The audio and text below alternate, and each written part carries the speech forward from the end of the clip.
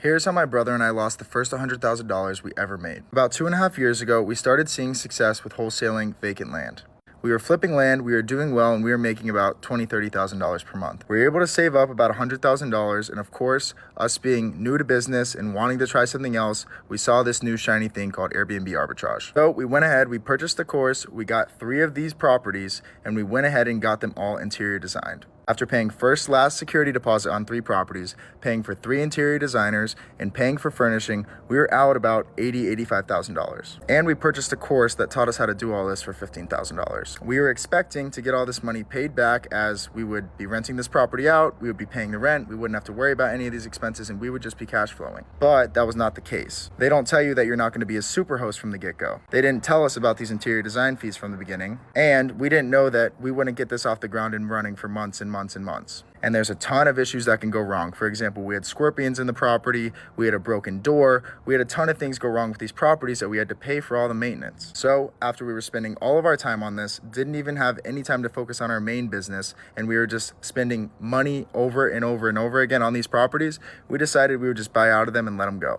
So if you're looking to get into Airbnb arbitrage, that's our experience with it. I know there's people that are successful with it, but you need to really know what you're going into and have somebody that's going to take care of the properties. $100K? $100,000? Boy! Watch this next one. The Airbnb haters are going to love this one, so enjoy. Last month, one of my Airbnb properties lost money. It happens. It's only happened twice in the history of all my properties, but it did. And here's how it looked. So it was a tough month in North Carolina in the mountains. The weather was super cold, so less people are vacationing, and January is usually my slowest month. So I missed one weekend and one long weekend completely unbooked. And then the following weekend, we had some ice storms, and we had to cancel on a guest because the road was completely frozen over for over 100 yards. So in total, in this month, we only brought in $980 in revenue. Like I said, it's a slow month, so the prices are going to be lower anyways. The mortgage and all expenses for the month was about $1,430, leaving us a net loss of around $450. Now, some might look at that as a loss, but we still built a tiny bit of equity in the property, so please keep that in mind as well. But it was not $450. But these things happen. Yeah, man, a lot of that stuff happens, man. This one guy, he got a real bad situation, bro. Let him explain it. I'm gonna let him cook. My Airbnb lost money, like a lot of money. Last November, I grossed $13,756, and I know you're probably thinking, how did you lose money on that? That's a ton of money. Well, the truth is, this is a luxury property in the Scottsdale market, and my mortgage is $17,500. Meaning after my $17,500 mortgage and about $3,000 of expenses, I lost $7,000. Right about this point, a lot of you are probably like, oh, the Airbnb bust. Oh, you're stupid for buying an expensive house. Why, it's over. Here's what actually happened. When I bought this property, I thought that the architecture was simply amazing and that was the reason that people were going to pay me thousands of dollars. And so I didn't invest any money into amenities. Then I lost $7,000 and I went to the drawing board and I said, why aren't people booking me? And I started looking at all the competitors in the Scottsdale market. Turns out my competition had something that I didn't have, and that was amazing design and amazing amenities, which told me one thing. Architecture is nothing. Experience and amenities are everything. Here's what I did next. I figure I'm on 5 acres, so why not spend $22,000 on an epic triple pickleball court? And guess what? It's currently October. We're not even in November yet.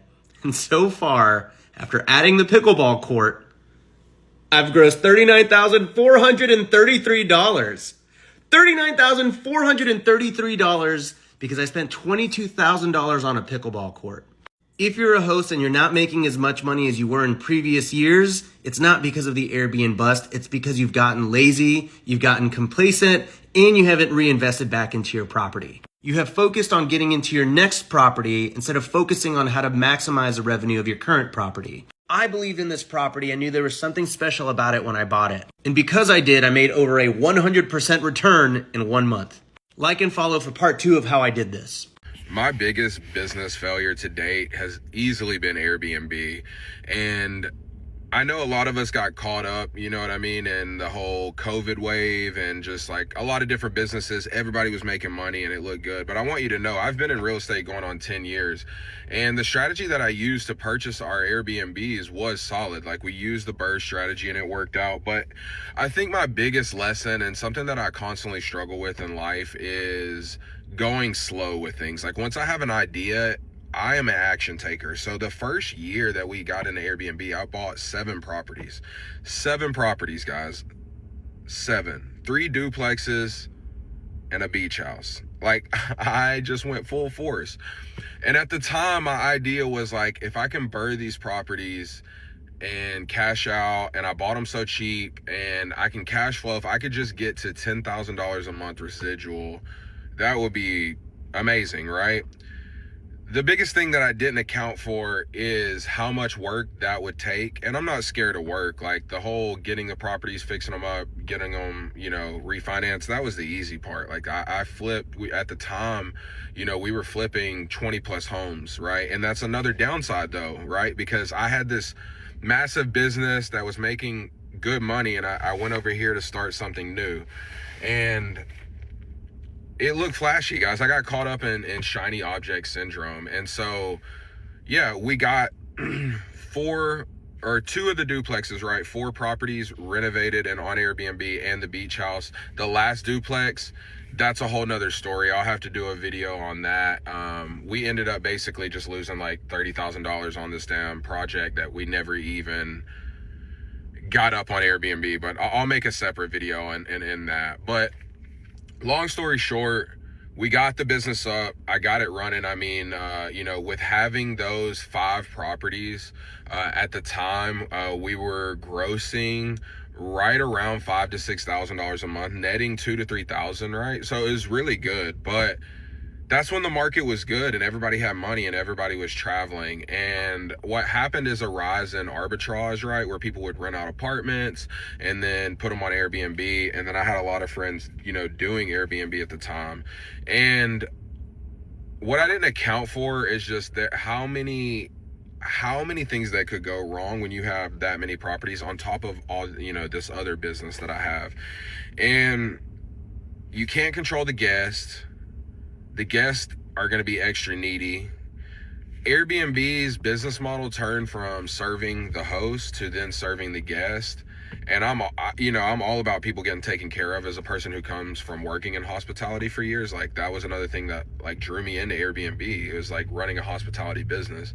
But as a person who works a lot during the week and then spends his weekends with his family, or tries to as much as I can as an entrepreneur, it took away a lot of that. And like I remember times where I would just be getting calls at 2 a.m. like people who had bad flights and couldn't get in the house. And not that they couldn't get in the house, they just weren't looking at all the systems that we had set up. Like you would get your code 3 or 4 ways and people just wouldn't look. It was easier to just call me and bitch and complain at 2, 3 in the morning than it was to figure out the fucking code. And so all of that to say, over the last, you know, over those 2 years that we really ran the business, or a year and probably 8 months, it was just, it started out great and then it tanked, right? The market changed. A couple of the properties we went to refinance and we couldn't get the rates that we thought, even though the deal was so good. Lenders weren't willing to take a chance, right? So I had to restructure loans with my lenders, and so that cost us money, and then just all the problems that came with Airbnb. And I remember like when we were selling the beach house property, we still have a couple of them that are rented out and we're trying to sell them. But one of the last days, like bookings that we took on Airbnb, somebody let a gun off. These young kids, they were like 21. They weren't kids, they were adults, but they let a gun off in our house. And no, we lived in, it was a nice residential neighborhood, like right by the beach. Luckily, by the grace of God, no one got hurt. The neighbors never called the cops, and we figured out the situation. But the craziest part is that we were showing the property. So I had a showing the next day and I had like bullet holes. They shot through one of my TVs. And like being an entrepreneur, I got all that shit fixed within like 6 hours. Like it's insane. And we ended up selling the property to that buyer. But man, Airbnb, I mean, there's so many other stories that I have, but you know, as an entrepreneur, you try shit and you learn from your mistakes. And for me, this lesson was, number one, go slow, right? Like we should have just got one property and tested it, and maybe just one of the duplexes or the beach house, right? Number two, you know what I'm saying, is stay focused, right? We already had something that was working, and I went over here to a big distraction, right? So shiny object syndrome, which we all through the COVID era got caught in some of it. I mean, I even got one of my lenders into Airbnb. Like that's how sold I was on it because it was doing so good originally. And then, the third lesson is just, some things are hindsight 2020, right? Some things you can't predict. The market definitely didn't help us by any means, but that is the risk we take as entrepreneurs and investors. And, a lot of things, I just look at it as tuition, right? You learn those lessons and you use it moving forward, but I would never do the hospitality business like that again at scale, just the problems. And I know a lot of people are gonna be like, well, why didn't you do this? And why didn't you do that? Like at the time I did what was best with the knowledge that I had. I bought a $400,000 Airbnb for the first time at 25 years old. It's in Panama City. It's on the beach. We're like right next to the beach. Here are the things that I realized that I did wrong after buying it and what most people do wrong. So number one, I bought an Airbnb that was like just an Airbnb. It's not like a house looking style play. It's painted a crazy color on the outside. The whole interior is themed. And I put it on Airbnb and literally all of June was booked out within the first 2 weeks. And it's like 6 months from June still. A lot of people think you can just like buy a normal house and list it on Airbnb and it's going to rent. Not at all. It used to be like that, but now you need like a specialty house, like a tiny house on a lake or a house with like a hot tub, sauna, cold plunge, and it's themed. The other thing too is I did not get like a bougie Airbnb. The Airbnb is anywhere from $150 to $230 per night. So it's affordable for most people. It can sleep 5 people. So even though it's smaller, it's still renting to families who, they're okay with sharing, a bunk bed and 2 people in one bed. And then lastly, I honestly regret not buying a more expensive one because the tax write-off you get from self-managing a short-term rental is insane. Like I'll probably save anywhere from like 50 to 60 grand in taxes just by buying that property. And then the off season is very important. A lot of people get this wrong. They do not rent their properties well during the off season. They leave them on Airbnb. What I do is I'll try and find a tenant for the off season who can stay there for, a month to 3 months. I didn't do that this year so I could get the write-off, but in the following years, I'll probably do that. Damn, that's bad. But that one guy lost 15K. Boy, they both bad. Just look at it. All right, so 3 years ago, I got scammed out of 15 grand by a leasing company when I was trying to secure my first Airbnb. In an effort to recover that money, because I'm a father of 4, I don't just have like 15 grand for funsies to lose. All right, it was investment shit. Didn't go well. Lost it all. I got to get this back. Got an attorney and lost over the course of the next 18 months another 15 grand. We won, right? We won the thing, but what they don't tell you is yeah, you can fucking win in court, but how are you going to collect the money? So just give us some more money and we'll just go through the things. So needless to say, none of that shit panned out. So I'm like, all right, I got to pivot because I can't just keep working factory shit. So for the 3 years that I worked at a factory following that, I built website stuff, like a web app, and I did the tech stack and learned coding and factory, blue collar, this was not easy for me. But I did it, and I built a thing, and it works. It's a good thing, I think. It's basically for people with Airbnbs who have direct booking websites to list the direct booking website. It's like if you were to go look around on Airbnb and you would put in your filters and find your spot, it's the same idea, but it's going to give you direct booking websites. I thought it was great. It's brilliant. It does work. It's ready for 10,000 listings right now. I've got two from people who I know who have Airbnbs, and we're like, yeah, I got a direct booking website. I'll put it on there. Sure. But I'm not a marketer, and I'm trying, but when I left that factory, I was like, all right, dude, this shit's gonna take off. I know it. I know it's going to take off right away. 4 months later, I'm out of runway, and I'm like, You know what? I still have a wife and kids and a mortgage and grocery bills and like utilities and debt. So back to fucking work I go. And I applied for probably 150 jobs over like 90 days. Less than that, honestly. Probably over like 30 days. I applied for well over 100 jobs. Nothing. Because I'm trying to get into like a white collar thing, you know? Because I'm like, I'm too smart to just be breaking down my body. None of that shit hit. None of it. Like, messaging these hiring managers like, oh, I'll come in like below what you're offering so I can learn and like, you know. Nope. So back to old fucking reliable construction. So I was making like $30 an hour at the factory, which sounds great to a lot of people. It's not a fucking enough. It's not.